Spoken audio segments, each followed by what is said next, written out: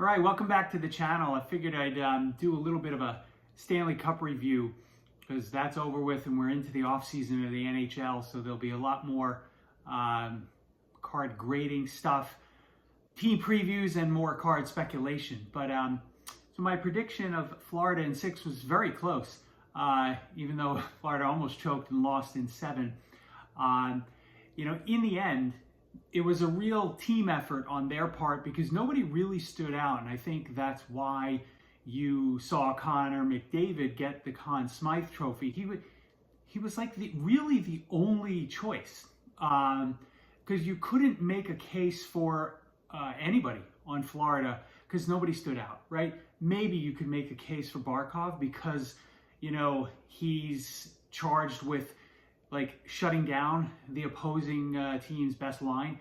And McDavid was basically a ghost in Game 7, so he did that then, as well as for a decent amount of the series. But everybody they had like somebody different really standing out in each game. So the awards made sense. I think given we all want great players to do great things and we see them win championships, but the fact that McDavid didn't really produce in Game 7, does this become a problem with his legacy? I wonder.